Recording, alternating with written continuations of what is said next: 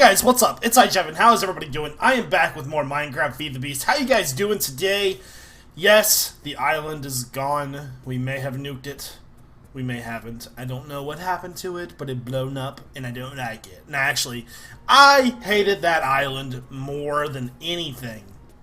It basically reminded me of playing on a super flat map.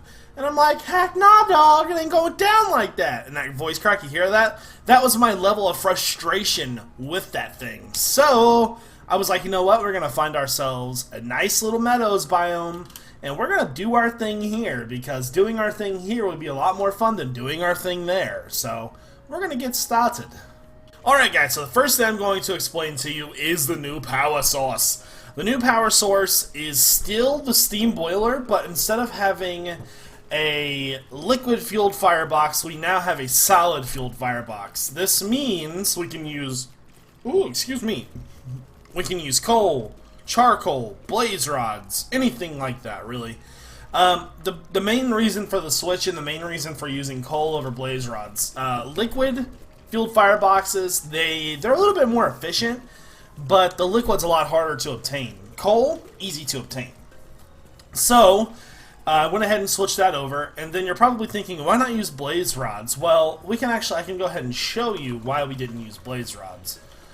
Blaze rod, if you look down at the drop-down menu from Can Produce, 8.8k heat solid fueled firebox. That's okay, it's almost 1k heat. Coal, 3.2k heat solid fueled firebox, so it's almost triple of what the blaze rod is, so it burns a little bit longer. And as you can see, this thing is actually, when I very first started this thing, the coal was just burning right through it. So we've had this thing running for a couple days now, and it's almost up to full temperature. And I want to show you guys how fast this thing fills up.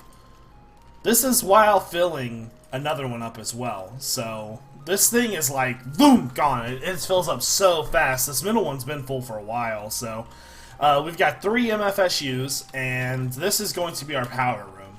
And another thing that I want to do with this house instead of that stupid island is I want to use stone bricks. Not stone bricks, just bricks. So I spent yesterday's stream preparing for that. And we have a ton of different bricks here, so we can design how we want to. We're also going to be doing an ME or a matter storage system. ME storage system is what they call it. Matter energy, I think is what it stands for. But it's just applied energistics. And what you do is you have to make a couple machines, and you make a drive to store your items on. Once that drive is full, you need to make more, things like that. I don't know the exacts of it yet, but I will find a tutorial on that when we do it. That way I know I'm doing it right. So, just for a little design tip here, I did use viewer glass instead of regular glass, and I freaking love the idea of that. So, what we have here is we have 3 wither skeleton spawners. I converted my blaze, my witch, and my slime spawner over to wither spawners. And then it just pumps out from down below, and whenever we get skulls, they go here. But this is mainly for me just doing this right here. I don't think you can get witch or skulls from them falling down. So what if I want skulls? I'll just do this right here. This is what I've been doing for skulls. It kills them. I get the XP down below if I want. It works out pretty good. Let me put this back. And then the skulls will come up here if we get any. So what I have here is I have bones and swords and whatever else they drop voided out pretty much. And then I have all the coal going into this barrel here, which has an extra dimensional storage. Then I have a gate down here that's telling me low fuel energy pulse. So anytime this thing gets below like 25 fuel, it's going to instantly pump it in. So it constantly pumps in pretty much. Like, if you look, you're going to see it pumping.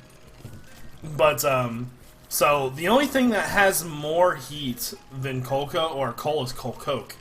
So, man, everybody's just like, let me type in chat all at once. There we go. But yeah, guys, I'll be back in just a minute. Alright, guys, so the first thing that we're going to be doing today is kind of looking at these bricks and seeing which ones look the best together. So I have all 4 different types of bricks. Let's go ahead. Actually, I don't want to put those up there. There we go. Let's see, put that there. So we'll take this, this, and this. Not sure how much you're going to use the red rock, but I know that the black and white look together and the stone brick. These all three right here, these look sweet together. But the red brick, that's I collected a lot of it mainly because I had a lot of industrial TNT. So that was like the main purpose for that. What I'm thinking about doing is making stone brick walls and then using probably the black for the roof and then probably white for the floor. I'm not sure what we're going to do for the rest of the stuff. So some projects that I want to get done pretty early on is I want to put a cage around this thing. This thing, oh my goodness, you would not believe how many wisps spawn in here. So let's go in. There's 2 down there right now, but the other day there was about 6 of them in here. Whew! So I would eventually like to build a cage around that thing.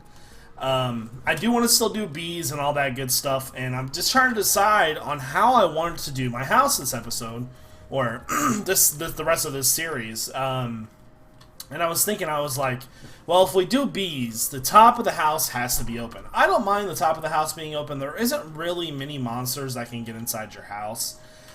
Besides like bats maybe. So what I was thinking about doing was maybe doing like a shape, like each room have a different shape, but maybe not each shape, maybe even circles for that matter, or hexagons or something like that. I don't really want to do hexagons too much because it'll be like, oh my god, you're copying Etho. So yeah, and nobody copies Etho. We all just play for ourselves. Jesus, people. I might stab you sometimes.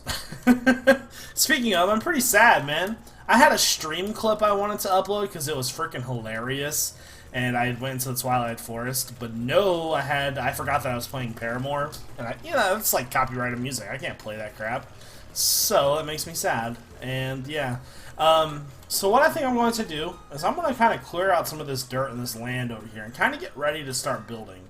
And I think I'm going to speed it up.